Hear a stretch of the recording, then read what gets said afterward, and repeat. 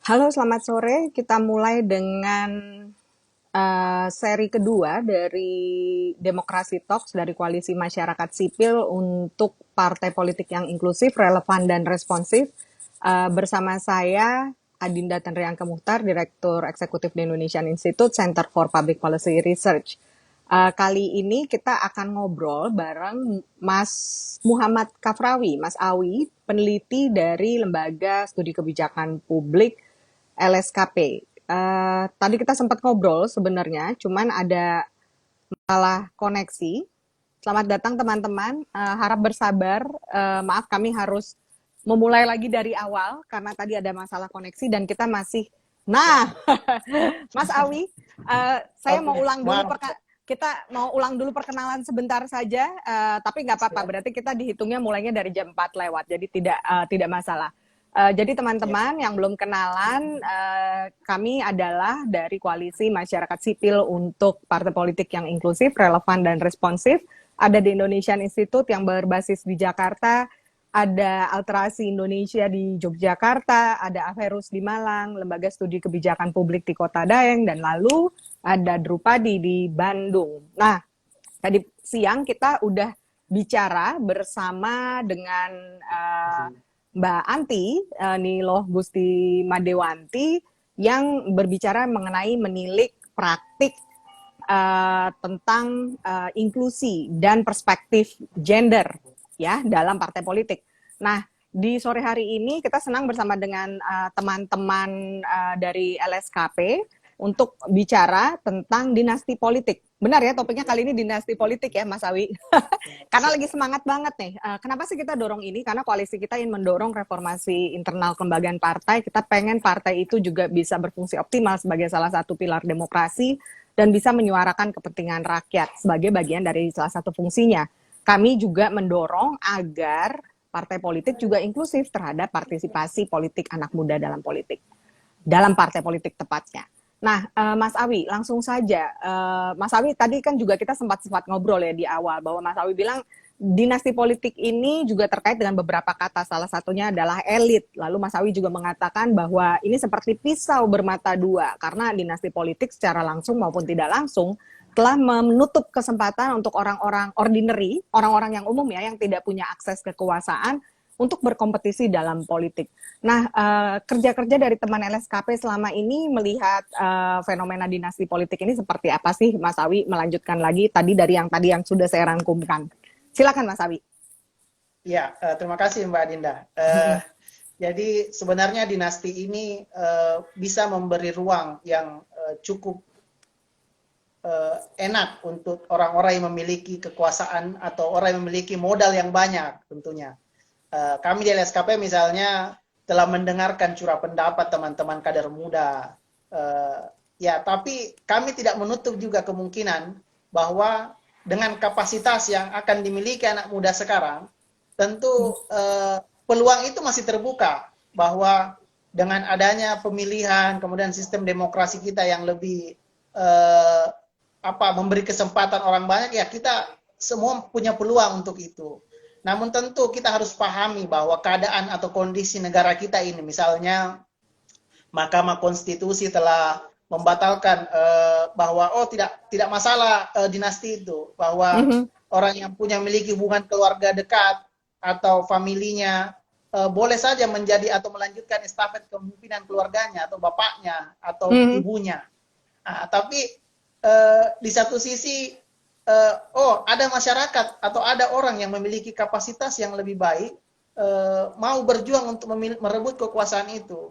Tapi inilah kita memberi alternatif bahwa bukan hanya itu tempat kita anak muda misalnya untuk seorang kader muda di partai politik atau partai politik yang belum memberi pintu yang baik untuk anak-anak muda, tapi ada jalurnya ternyata untuk anak muda ini bisa merebut kekuasaan itu, diantaranya dengan kita bisa mengisi kapasitasnya anak-anak muda ini.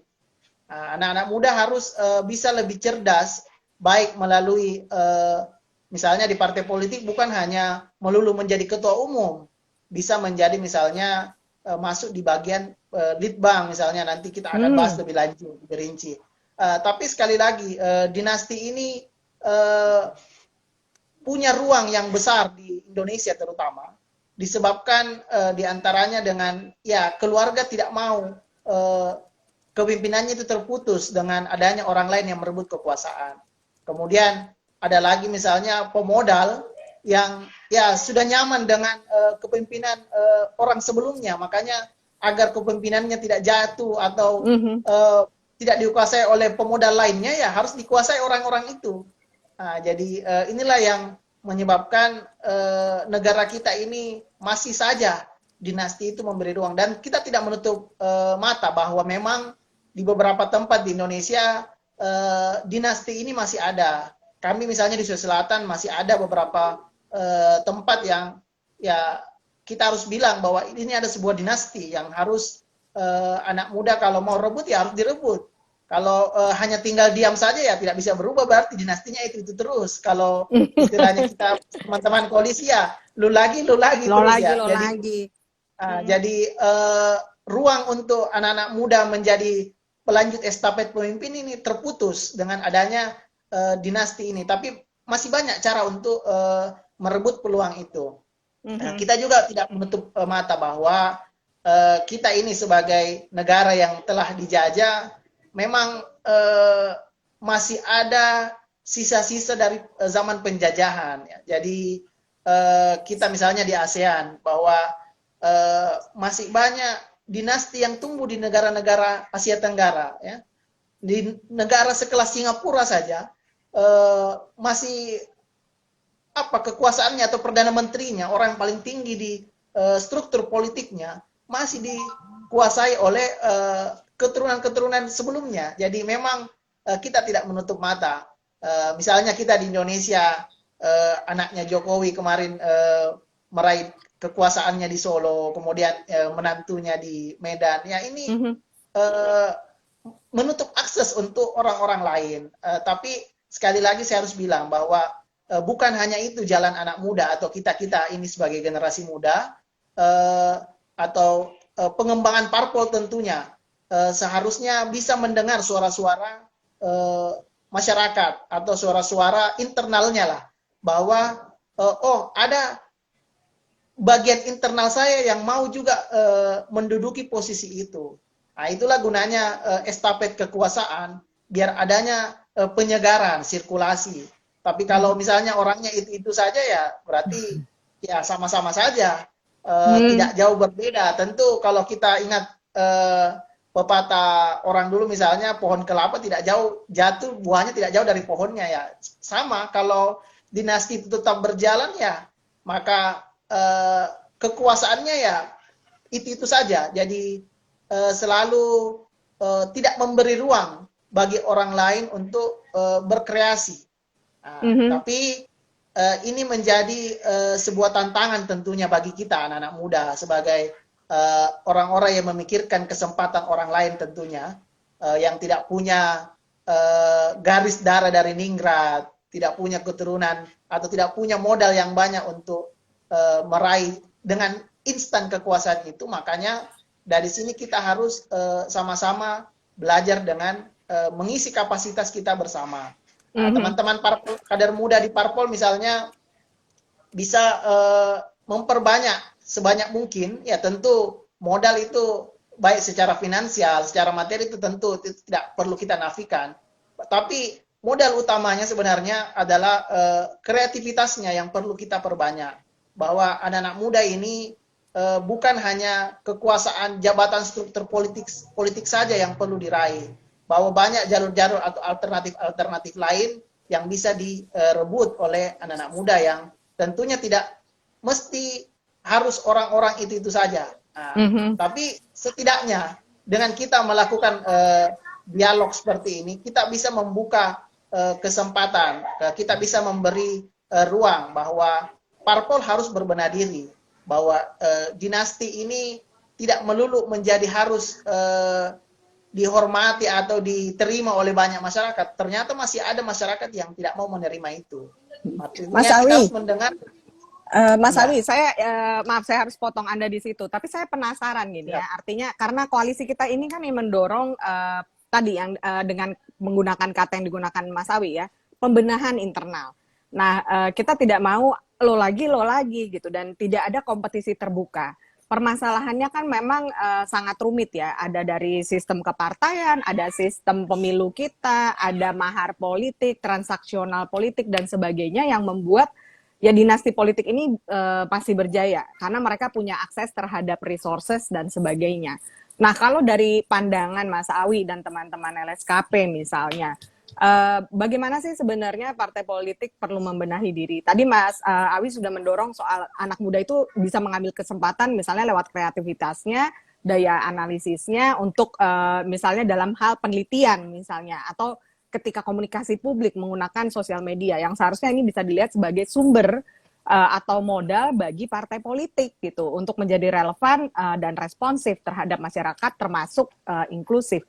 Tapi kalau bicara soal rekrutmen, kepemimpinan, nominasi untuk kompetisi politik itu partai sebaiknya seperti apa? Artinya karena kita tidak bisa menafikan bahwa dinasti politik itu masih ada, kayaknya masih ada sampai lama nih Mas Awi. Nah, lalu bagaimana mendorong agar partai politik itu juga bisa mendorong kompetisi yang terbuka gitu. Sehingga misalnya kalau ada anak muda mau masuk parpol, dia merasa oh oke dong, saya ada jaminan nih kalau saya berangkat dari awal jadi anggota, pengurus, saya punya karir politik yang jelas. Sebenarnya apa yang terjadi Mas Awi gitu loh. Kalau kita ingin juga menantang dinasti politik ini dengan sistem kepartaian atau dengan pembenahan internal parpol sendiri, seperti apa? baik. Pertama sebenarnya kita harus mengetahui ideologi partai itu sendiri. Mhm. Bahwa partai politik ini memiliki ideologi yang digunakan untuk menjadi pemasang mimpi-mimpinya ke depan. Hmm. Nah, namun kita tahu bahwa memang ideologi itu hanya sekedar simbol di dasar, paling dasar atau fondasi dasar sebuah partai politik. Kemudian kita bisa lihat misalnya proses rekrutmen yang seharusnya bisa lebih terbuka, namun ya kita harus mengakui masih ada sekarang misalnya banyak partai-partai yang munculan dengan bisa membuka diri. Namun di satu sisi bahwa masih ada parpol yang tetap memberi ruang rekrutmen terbuka, namun pada akhirnya Hmm. ternyata masih memilih orang dengan Nah, kekuatan sama modal. lagi.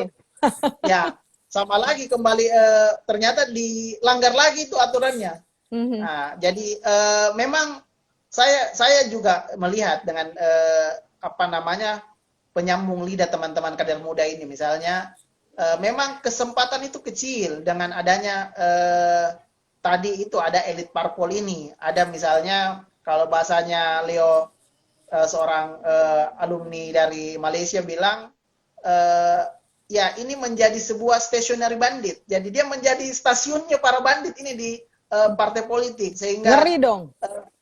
ya ngeri, ya ngerinya begitu karena ya tentu dia bisa menjadi jahat. Kenapa bisa menjadi jahat? Karena ya dia akan bagaimana sebuah nanti ketika meraih sebuah kekuasaan itu semua kebijakannya akan mengarah ya tentu tidak perlu perhatikan orang banyak saja. Saya harus perhatikan bagaimana saya Mhm. nyaman, orang-orang saya nyaman, keluarga saya nyaman. Saya tidak perlu lihat rakyat saya tidak perlu lihat pemilih saya. Ya, saya cuma butuhkan ketika pada waktu memilih. Nah, tapi inilah saya sekali lagi saya bilang anak muda harus cerdas dengan adanya misalnya kita ini melakukan reformasi minimal setidaknya kita mulai pembelajaran sejak dini bahwa partai politik ini harus bisa memberi ruang akses yang terbuka. Kemudian selain tadi rekrutmennya dia harus memberi garansi Hmm. bahwa ya kalau Anda bisa meniti karir dengan baik ya tentu Anda akan bisa menjadi orang yang menjadi orang top di antara atau paling tinggi di struktur nanti di partai politik. Namun bukan hanya itu, lagi-lagi Mhm. memang tujuan atau kenikmatan yang paling tinggi dalam sebuah karir politik itu meraih sebuah jabatan yang yang dipilih melalui pemilihan umum atau jabatan yang sangat menggiurkan di negara ini tentunya. Kalau hanya sekedar menjadi pejabat di partai politik ya semua orang bisa, namun untuk menjadi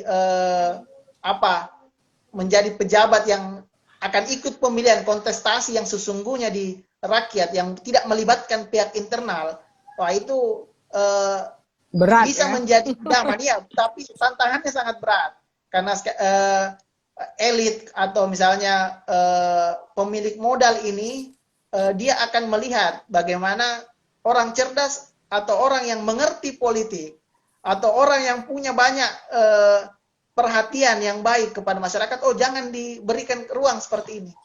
Nah, jadi pemodal akan menutup ruang-ruang itu, akan bagaimana caranya untuk menghentikan aksesnya sehingga pemodal bisa meraih dukungannya melalui calon yang dia dukung. Nah, inilah memang keadaan kondisi negara kita sekarang.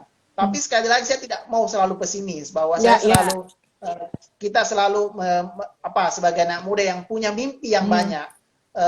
Ya ini adalah proses edukasi bagi kita bahwa politik ini bukan hanya sekedar meraih jabatan itu saja, bahwa kita mengisi kapasitas kita, kita aktif dalam kehidupan berpolitik itu adalah bagian kita menjadi seorang politik, bahwa kita ini manusia politik, kita ini membutuhkan orang lain, kita tidak bisa hidup dengan sendiri, bahwa ada pemerintah dengan kebijakan-kebijakannya, dengan peraturan-peraturannya.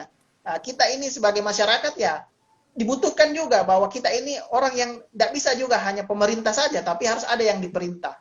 Nah, kita ini sebagai rakyat yang diperintah ya kita ini harus kalau kita aktif menjadi manusia yang aktif dari mengerti, memahami politik, kita akan melakukan check and balance. Nah, inilah tugas-tugas kita ini anak muda, kader-kader muda di parpol, para pegiat LSM. Inilah tugas kita bahwa kita ini melakukan kontrol dengan adanya upaya-upaya memotong kesempatan orang lain yang memiliki kesempatan itu, atau orang yang memiliki memang bakat yang turun baik dari lahirnya sudah ada atau memang yang sudah diasah melalui pendidikannya, baik pendidikan formalnya atau non formalnya. Kemudian ini yang harusnya diberi kesempatan, bukan hanya orang-orang yang memiliki modal tinggi, orang yang memiliki hubungan keluarga, pejabat yang harus menjadi penguasa di sebuah tempat atau dalam internal parpol sendiri. Ya, itu benar. Artinya gini, memang kan yang kita perlu dorong adalah bagaimana ada kompetisi yang terbuka, proses yang transparan dan akuntabilitas, plus calon yang banyak. Memang kadang-kadang tantangannya kan adalah di sistem ya, yang kita berhadapan dengan sistem yang tertutup, misalnya tadi yang Mas Awi bilang tepat ya, artinya bisa jadi kompetisi terbuka, tapi ujung-ujungnya yang menang dia lagi atau orang-orang yang punya akses kekuasaan. Mungkin di sini bisa di-sharing juga, karena tadi yang saya suka adalah Mas Awi sempat bilang, saya tidak mau terlalu pesimis gitu ya. Kalau dari teman-teman LSKP sendiri, dari kerja-kerja teman-teman, apa sih yang diadvokasikan untuk mengatasi permasalahan ini? Saya tidak bilang ini bisa dihilangkan begitu saja ya, karena sudah begitu mengakar.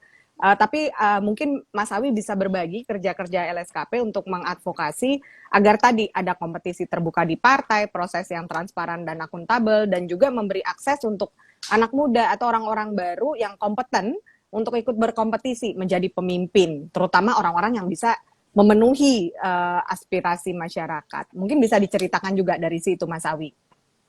Baik, jadi memang ini hal yang lazim atau masih ada sejak zaman kolonial bahkan sampai sekarang. Dinasti masih lahir, bahwa ya kita tidak bisa melupakan sejarah bahwa kita ini berasal dari sistem kerajaan yang bersatu menjadi sebuah negara besar ya, negara Indonesia. Tapi kami misalnya di LSKP berusaha bahwa bagaimana partai politik misalnya bisa mendorong bahwa saya punya fungsi untuk memberi pendidikan politik ke masyarakat, selain ke masyarakat itu bagian eksternalnya, tapi saya tidak boleh melupakan pendidikan politik secara internalnya. Jadi pendidikan politik yang masif inilah yang perlu dilakukan partai politik. bahwa bukan hanya kepada masyarakat luas, tapi kamu Internal sebelum parpolnya juga ya. ya sebelum keluar benahi diri sendiri dulu dong. Artinya memberikan pencerahan masyarakat bahwa dinasti itu tidak baik, tapi tahu-tahu di dalam ternyata dinasti masih tumbuh subur. Jadi ini ya Mas Awi, harusnya gini, kita jangan cuma pidato, tapi buktikan dong di dalam seperti apa ya. Betul. Iya, iya. Jadi ya parpol ini seharusnya ya bukan hanya sekedar bercuap-cuap, artinya di depan drama panggungnya sangat cantik, sangat baik bahwa dinasti itu tidak bagus, bahwa ini dinasti tidak boleh ada, tapi ternyata secara internal ternyata masih mengamini kegiatan tersebut bahwa dinasti ini tidak apa-apa kita lakukan, ini hanya internal saja, tapi bisa berlanjut terus nantinya. Jadi inilah yang perlu kita harus tahan dengan diantaranya melakukan pendidikan politik baik secara internal maupun eksternal. Selain itu kita harus misalnya kita di LSKP dengan adanya policy brief, membuat policy brief kemarin, policy brief bahwa sosialisasi, kita harus memberikan sosialisasi kepada masyarakat dan tentu kepada internal parpol sendiri bahwa ada dampak buruk yang bisa terjadi kalau dinasti ini tetap bertahan. Apa dampak buruknya misalnya?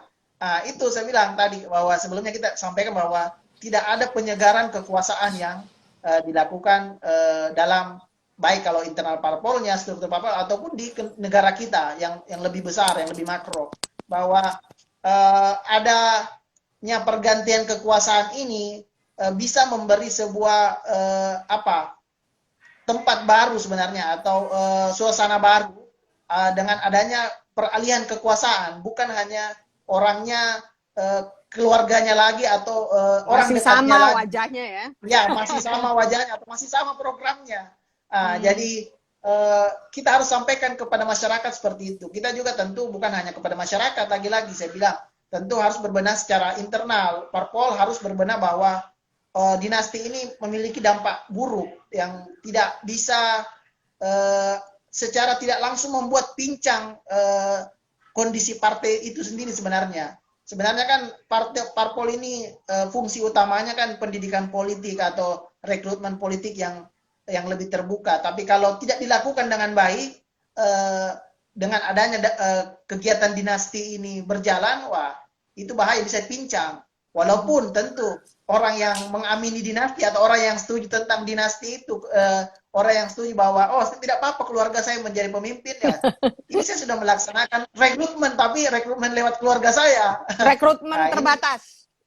Ya, itu betul. Jadi, saya cuma memilih orang yang punya banyak modal. Ini tidak baik juga. Tidak apa artinya, ini berdampak buruk sebenarnya parpol. Ini bagian dari kemunduran bagi curah pendapat teman-teman kader muda partai politik. Kemudian perlu sekali lagi memang regulasi ini penting untuk bisa menekan bahwa dinasti ini perlu dibentuk atau perlu dikurangi. Setidaknya MK harus mengkaji ulang bahwa dinasti ini bisa memberi dampak yang berbahaya bagi negara kita. Walaupun tentu sekali lagi kita tidak boleh pesimis dengan keadaan lagi-lagi yang semua kekuasaan itu hanya dibagi kepada orang-orang itu saja. Tapi kita perlu memberi daya kritis bahwa kita ini punya hak untuk menyuarakan apa yang perlu disuarakan, apa yang perlu disampaikan, apa yang perlu kita dapatkan. Itu kan bagian dari hak-hak kita juga. Bahwa kita sejak lahir memiliki hak untuk menyampaikan apa yang kita mau. Itu. Kemudian sekali lagi yang terakhir bahwa kami dengan teman-teman kader muda parpol dengan CSU bahwa kegiatan check and balance itu tetap harus ada, selalu ada. Walaupun misalnya dinasti ini masih terus melanglang buana di negara kita ini di mana saja pun, tapi sekali lagi kita harus mempunyai daya memiliki teguran, bukan hanya sekedar menegur, bisa memberi pengawasan yang aktif. Kalau kita menjadi pasif, tentu mereka akan hidup dengan aman, damai terus dinasti ini. Tapi kalau kita melakukan pengawasan yang lebih aktif, pendidikan kita tentang politik lebih banyak, tentu dinasti ini sedikit demi sedikit tentu kita harus akui tidak selamanya bertahan. Tentu kita bisa Tentu lihat ada belajar, masanya. ya semua ada masanya. Iya. Setinggi tingginya ya pasti akan hancur juga, Iya. ya. Mas Kita bisa Awi, lihat ya. Mas Awi, saya ingin menanyakan sebenarnya ini karena lagi semangat banget sebelum lupa. Nah, kan juga MK itu sebenarnya keputusannya adalah dengan pertimbangan ini adalah hak konstitusional. Jadi mau siapapun sebenarnya dia berhak gitu. Kalau di poin itu saya rasa kita bisa bersepakat. Tapi kan memang pertanyaannya adalah bagaimana prosedur atau mekanisme pemilihan itu dilakukan atau ketika ada seleksi di dalam internal parpol apakah dilakukan secara accountable, transparan gitu dan membuka kompetisi yang luas karena memang dampaknya selain yang tadi Mas Awi bilang kami juga sepakat bukan hanya tidak ada penyegaran atau mukanya jadi muka-muka yang lama tapi kita juga akhirnya jadi taken for granted untuk apapun yang dikeluarkan oleh parpol. Sementara masyarakat kita itu kan sangat beragam ya. Kita butuh pemimpin yang bisa tidak hanya kompeten, tapi dia juga bisa representatif gitu. Ketika itu dibatasi oleh dinasti politik, ya bisa jadi memang dia membatasi pilihan kita juga nih. Karena pilihannya kan dia lagi ya, Mas Awi ya. Nah kalau kembali nih ke programnya LSKP, karena tadi menarik ya, ini juga kami temukan waktu ngobrol dengan teman-teman Drupadi, dengan Mbak Anti tadi pagi, bahwa kesamaan kita adalah koalisi ini berusaha mendorong partai punya posisi terhadap isu atau kebijakan berdasarkan data, ya, evidence based gitu. Dan ini tadi Mas Awi juga cerita bahwa LSKP juga melakukan kerja-kerja seperti membuat policy brief ketika membuat argumen soal dampak negatif dinasti politik ya yang disosialisasikan terhadap masyarakat maupun lewat pendidikan politik internal. Mungkin Mas Awi bisa cerita sedikit kalau lewat pendidikan politik internal itu model yang dilakukan teman-teman LSKP pendekatannya seperti apa ya? Dan bagaimana tanggapan mereka gitu? Apa sih hal yang menarik, yang positif gitu, yang sebenarnya parpol juga senang mendapat masukan yang positif dan mereka juga benar-benar mempertimbangkan itu dalam kerja-kerjanya. Ya, jadi kami misalnya melakukan proses curah pendapat ini sebenarnya kita mau dulu mengkanalisasi ini bahwa apa ini masalah-masalah parpol yang ada yang dialami oleh anak-anak muda. Ya. Sekali lagi bahwa rekrutmen ini bisa menjadi proses atau awal yang sangat mendasar proses rekrut calon-calon pengurus partai inilah yang menjadi dasar awal yang makanya perlu akuntabilitas pemilihan anggota parpol ini lebih baik.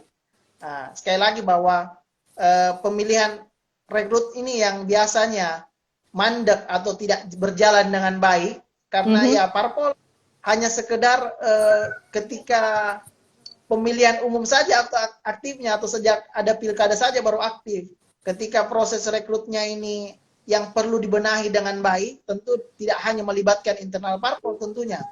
Partai politik tentu bisa melibatkan dengan teman-teman CSO misalnya melakukan kerja bersama dalam proses rekrutmen calon-calon yang mengisi kepengurusan di partai politik itu.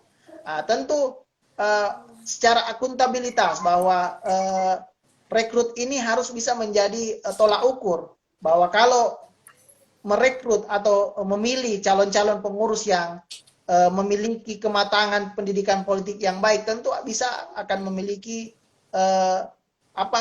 partai ini bisa memiliki masa depan yang cerah tentunya. Tapi kalau pemilihannya saja dilakukan dengan memilih seperti memilih kucing dalam karung tentunya, ya ini bisa bahaya bagi partai politik bahwa saya tidak perlu melihat lagi kualitasnya, tidak perlu lagi melihat pendidikannya, tidak perlu lagi lihat siapa dia, anak dia, tidak perlu. Tapi kalau melihatnya hanya, ini anaknya ini, ini anaknya raja ini keturunannya ini, dia punya harta sebegini, yang ini saja kita rekrut. Wah, ini bahaya sebenarnya dari partai politik. Ini bisa menjadi warning buat parpol bisa mengalami, ya kita harus bilang bahwa partai politik tidak melulu akan hidup terus, dia akan bisa menjadi tidak ada, dari ada menjadi tidak ada, bahkan dari tidak ada bisa menjadi ada lagi. Nah, ini Mas Awi, ya. Mas Awi ingin tanya karena maaf, saya penasaran tadi yang Mas Awi bilang soal jadi LSKP juga mendorong kader-kader muda ya udah melakukan kontrol, checks and balances ya terhadap kerja-kerja parpol. Nah ini jadi menarik kalau kita kaitkan ke dinasti politik. Ya Sulawesi Selatan selain juga Jawa Barat terkenal juga nih dengan dinasti politiknya ya. Nah kalau di situ apakah teman-teman LSKP juga mendorong kader muda ini untuk melakukan semacam evaluasi kinerja? Ya maksud saya mungkin kan isu kebijakan itu sangat banyak ya. Tapi mungkin ada evaluasi terhadap apa yang dilakukan oleh pemerintah daerah, terutama kalau mereka itu memang latar belakangnya dinasti politik gitu. Apakah mereka melakukan evaluasi terhadap hal itu. Jadi bahwa kita mengkritisi iya, tapi kita juga mengkritisi berdasarkan ada punya dasar penelitian ya. Artinya misalnya lewat laporan atau evaluasi kinerja pemerintah tersebut gitu. Lepas dia mau dinasti atau tidak, tapi apakah itu juga dilakukan teman-teman LSKP dan kader muda ini sehingga ini jadi menarik. Karena ya memang kita terima dalam artian dalam kondisi sekarang ya pemimpinnya dinasti politik, tapi kerjanya benar nggak gitu loh. Lalu apa yang dilakukan lewat rekomendasi kebijakan dari kerja teman-teman LSKP dan kader muda tersebut di Litbang? Ya, jadi memang kita melalui kader-kader muda ini terutama melalui Litbang, kita memberi pemahaman bahwa ketika kita berbicara dan melalui data, fakta, seharusnya ini menjadi bukti empiris yang terjadi di masyarakat. Nah, inilah sebenarnya yang kami lakukan di LSKP dengan adanya pemberian kapasitas kader-kader muda parpol ini untuk mampu menulis apa-apa yang perlu disuarakan melalui Litbang, melalui dalam penelitian pengembangan ini. Ya, apapun harus disampaikan dengan sesuai dengan kebutuhan masyarakat melalui police brief yang hanya membutuhkan sumber data, fakta yang ada, kemudian memberi rekomendasi-rekomendasi terhadap kepemimpinan parpolnya. Nah, inilah sekali lagi kita harus bilang bahwa walaupun itu dinasti tetap harus ada, tapi kita anak muda misalnya memiliki kesempatan melalui misalnya di Litbang ataupun bisa menjadi tenaga ahlinya, harus bisa berani memberi masukan-masukan yang kritis sesuai dengan data dan fakta yang ada di lapangan. Bahwa misalnya kita bicara masalah dinasti, dinasti ini tidak bisa menjadi lagi hal yang sangat baik atau tidak bisa diamini oleh masyarakat di Makassar misalnya. Ya itu harus dihilangkan tentunya. Karena kalau dia memaksa atau seorang penentu kebijakan memaksa keputusan dinasti ini tetap kita pakai, kita laksanakan, wah ini bahaya, bisa menjadi hal yang berbeda dengan apa yang terjadi di lapangan. Inilah peran anak muda yang kita sama-sama di LSKP dengan teman-teman CSO mendorong bagaimana ini anak muda harus bisa berani berbicara, menulis melalui dengan berdasarkan fakta dan data. Bukan hanya sekedar bicara, menurut ini katanya itu. Ini tidak hanya sekedar ini harus semua bersumberkan data atau hasil penelitiannya siapa. Kita tentu sebagai orang yang memiliki latar pendidikan, kita harus mau atau tidak mau, percaya atau tidak, ya kalau ada hasil penelitian yang dilakukan secara sistematis melalui proses pembelajaran yang mendalam, tentu kita harus menerima hasil penelitian itu bahwa ini adalah pendapat hasil atau hasil penelitiannya seperti ini. Nah, inilah mengapa misalnya dinasti politik yang perlu kita memberikan pemahaman bahwa bukan hanya sekedar sisi positifnya, bahwa kita tidak kita melihat misalnya di Papua misalnya dengan sistem noken, bagaimana kepala suku ini yang memilih siapa yang harus terpilih, tapi itu tidak bisa berlaku dengan kondisi di Makassar misalnya, dengan kondisi masyarakat yang banyak, bukan hanya orang Makassar saja, ada orang Jawa, orang Bugis, orang Mandar, orang Toraja, ya tidak bisa menjadi sebuah tempat kekuasaan keluarga, bukan. Ini bukan kekuasaan keluarga, bukan. Tapi ini adalah kekuasaan rakyat, ini adalah kekuasaan bersama yang perlu kesempatannya dimiliki oleh semua orang, bukan hanya kekeluargaan itu saja, bukan hanya berdasarkan modal atau kekuasaan yang Keuangan saja. ya Ya, semuanya dimiliki oleh Mas Awi. ya apanya lah ya. Ya, Mas Awi, mumpung Mas Awi juga masih semangat, ada pertanyaan nih dari Pauzi Rizal. Mungkin ini satu pertanyaan kita bisa angkat. Dari beberapa kasus dinasti di Sulsel, ada dinasti yang memiliki kesadaran meningkatkan kapasitas keluarganya. Kapasitas keluarga loh.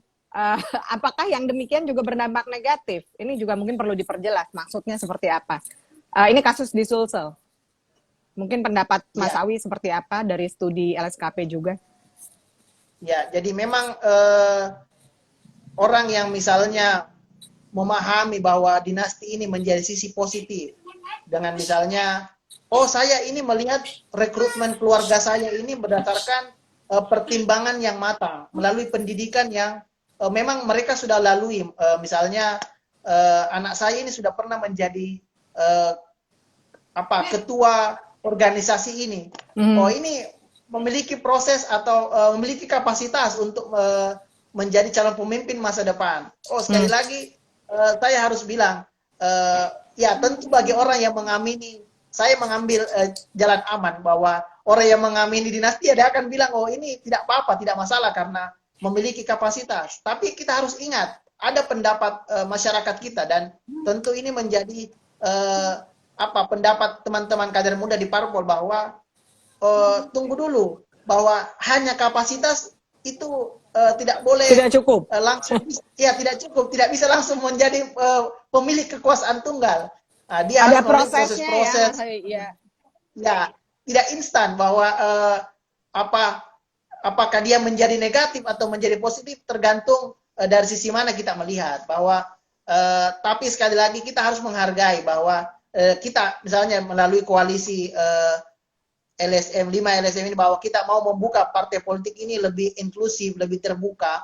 Wah, tentu kita harus memperjuangkan bahwa dinasti itu perlu setidaknya diminimalisir bahwa menghilangkan mungkin sulit, tapi Ya. meminimalisir bisa. Bahwa kita tidak boleh menutup mata bahwa banyak orang yang bisa melawan kekuasaan dinasti ini, bisa menghancurkan tembok dinasti ini, kekuasaannya. Misalnya di Banten, Atut yang bisa berkuasa, toh hancur-hancur juga.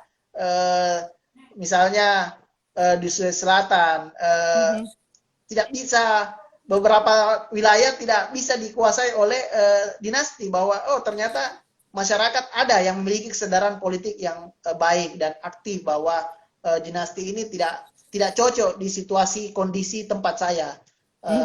Itu sekali lagi bahwa kami mendorong agar partai tentu berbenah diri melihat situasi kondisi tempat itu keadaan itu yang harus terjadi. Misalnya dinastinya perlu dilakukan ya silakan saja, itu tergantung masyarakatnya. Tapi sekali lagi kita harus melihat sisi kesempatan, keterbukaan, responnya, bahwa ada respon masyarakat yang oh jangan hanya dinasti saja yang berkuasa, berilah kesempatan kepada orang-orang yang tidak memiliki darah dinasti itu. Itu pesan utamanya ya, Mas Awi. Ya. Iya, jadi saya mungkin ingin merangkum beberapa hal. Jadi tadi Mas Awi juga bilang ya kalau meningkatkan kapasitas itu satu hal, karena kan memang ada perbedaan akses sumber daya ya. Mungkin untuk orang-orang yang punya akses kekuasaan ada di dinasti politik, menduduki jabatan yang substantif atau yang berpengaruh itu mudah, atau punya kapasitas itu bukan hal yang sulit. Saya tidak bilang bahwa kita menyamakan kondisinya demikian, karena tiap individu punya pilihan yang berbeda-beda. Di sisi lain menjadi seorang pemimpin politik khususnya membutuhkan banyak hal, bukan hanya kapasitas mata. Tadi Mas Awi dengan bagus menyinggung soal pemimpin itu bisa jadi pemimpin yang hanya menang di pertarungan politik ya Mas Awi. Tapi di sisi lain dia belum tentu adalah pemimpin yang sesungguhnya. Ini juga adalah poin penting yang kami angkat dalam koalisi masyarakat sipil untuk parpol yang inklusif, relevan, dan responsif. Karena kita ingin mendorong partai yang terbuka juga. Keterbukaan itu bukan hanya berhenti dari cuapan-cuapan parpol ketika kampanye, tapi harus dipraktikkan termasuk ketika melakukan rekrutmen atau kaderisasi. ini akan menyambung juga ke topik-topik dari Demokrasi Talks koalisi kami, di mana LSKP dan TI berada di dalamnya, di mana kita akan membahas banyak mengenai bagaimana sih, karena tadi kita bicara banyak ya soal peran penting kaum muda dalam mengelola dan menganalisis data. Ini besok akan bersama dengan teman-teman Averus Malang. Lalu nanti hari Jumat kita akan ketemu Mas Awi lagi di pukul 4 di akun TI sama Indonesian.institute untuk berbicara mengenai bagaimana sih pentingnya lead bank ya Mas Awi. Mas Awi mungkin bisa memberikan closing statement terkait dinasti politik ini untuk teman-teman. Silakan Mas Awi, singkat. Ya, dinasti politik perlu menjadi bahan pertimbangan yang baik di mana saja, bukan hanya di partai politik. Namun dalam kehidupan sehari-hari, bukan kekuasaan itu harus dikuasai oleh hanya sedikit orang, tapi kekuasaan ini harus diberikan kesempatan bagi siapa saja yang memiliki kapasitas itu. Itu mungkin closing statement saya. Iya, ini udah kayak kandidat juga nih Mas Awi kita. Karena saya ingin biar kita tertutupnya tidak di-cut begitu saja oleh Instagram. Tapi itu pesan yang sangat penting teman-teman. Kita butuh demokrasi yang sehat, kita butuh demokrasi yang terbuka. Mengapa itu penting? Karena kita butuh ide-ide segar ya Mas Awi, yang memberi kesempatan kepada siapa saja warga negara Indonesia untuk bisa ikut berkontribusi menggunakan hak konstitusional, hak dan kebebasan sipilnya juga, baik untuk memilih maupun dipilih. Memilih adalah partisipasi politik yang cukup dasar, tapi ketika kita ingin naik kelas adalah kita ingin menjadi bagian dari kandidat. Seberapa sistem mengakomodir itu, seberapa besar partai politik juga bersedia menerima orang-orang lain di luar dinasti untuk ikut berkompetisi dan menjadi pemimpin sesungguhnya, itu menjadi PR bersama. Tadi statement dari Mas Awi, juga penjelasan Mas Awi sebelumnya tentang kerja-kerja Lembaga Studi Kebijakan Publik di Kota Makassar juga menjadi catatan lagi-lagi bahwa koalisi kami terbuka untuk ikut memberikan masukan-masukan yang bisa dapat diterapkan dan dipertimbangkan oleh partai politik dan pemangku kepentingan terkait untuk mendorong parpol yang inklusif, relevan, dan responsif. Di sini saya ingin mengatakan mewakili teman-teman koalisi bahwa kerja-kerja demokrasi itu bukan hanya pekerjaan sendiri, ini bukan pekerjaan parpol sendiri, itu juga kenapa kami yang ada di daerah yang berbeda-beda ini berupaya bekerja sama, bersinergi, dan ikut berbagi pengalaman dan ikut berbagi kontribusi terkait rekomendasi kebijakan kepada parpol. Karena kadang-kadang lebih mudah mengkritik nih kita di luar, padahal kalau tahu pekerjaan di dalam, kita bisa memahami. Tadi itu juga yang diangkat dari diskusi tadi siang bersama dengan Mbak Anti Drupadi. Terima kasih banyak untuk Mas Muhammad Kafrawi, peneliti dari Lembaga Studi Kebijakan Publik di Kota Makassar. Dan teman-teman nanti bisa cek sendiri juga, follow juga akunnya @lskp.id, dan juga bisa cek mengenai The Indonesian Institute Center for Public Policy Research di @indonesian.institute.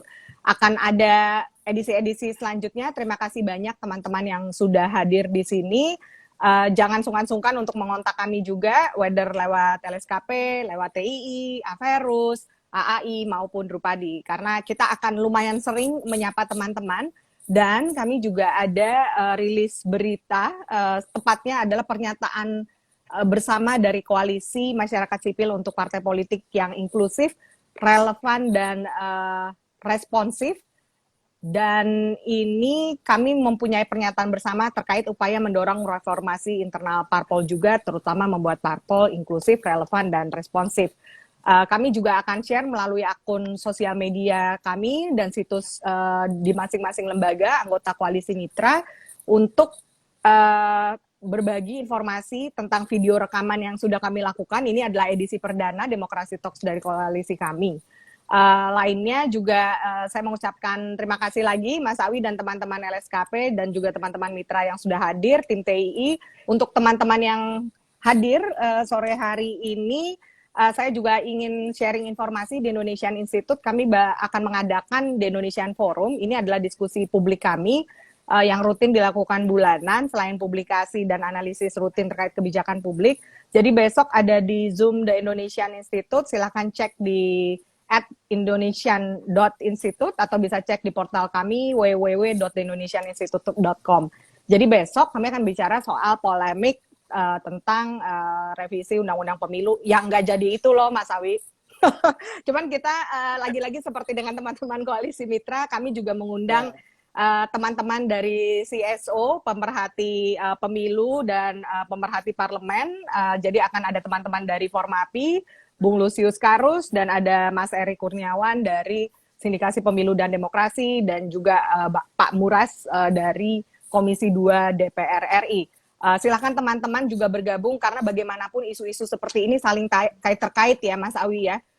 Kita bisa memahami kenapa ada dinasti politik dan kepentingannya, dan bisa jadi seperti yang banyak dianalisis baik dari survei, studi kebijakan, kepentingan adalah hal yang abadi dan itu bisa terefleksi termasuk dalam proses-proses kebijakan seperti ini, di mana dinamikanya begitu kuat, di mana prolegnas bisa berubah-ubah listnya, dan tentu ini menjadi perhatian bersama teman-teman di koalisi yang saya sebutkan tadi, baik kami di Jakarta, teman LSKP di Makassar, Averus di Malang, AAI di Yogyakarta, maupun Drupadi di Bandung. Lagi-lagi ini adalah kerja kita bersama, dan semoga diskusi ini bisa mencerahkan dan menjadi pendidikan politik ya, Mas Awi, seperti yang Mas Awi bilang, bisa menjadi masukan untuk politisi juga, karena percayalah politisi, Anda ada di sana karena kami, jadi Anda punya amanah itu, dan kita akan bekerja bersama-sama untuk mendorong lagi-lagi demokrasi dan partai politik yang inklusif, relevan, dan responsif. Demikian dari saya, mewakili teman-teman koalisi. Terima kasih banyak Mas Awi dan teman-teman yang sudah hadir. Sampai jumpa besok, lusa, dan masih ada lagi hari Senin. Dan ikuti terus Demokrasi Talks dari koalisi masyarakat sipil untuk partai politik yang inklusif, relevan, dan responsif. Selamat sore. Wassalamualaikum warahmatullahi wabarakatuh. Salam sehat dan salam Nusantara. Terima kasih semua. Terima kasih.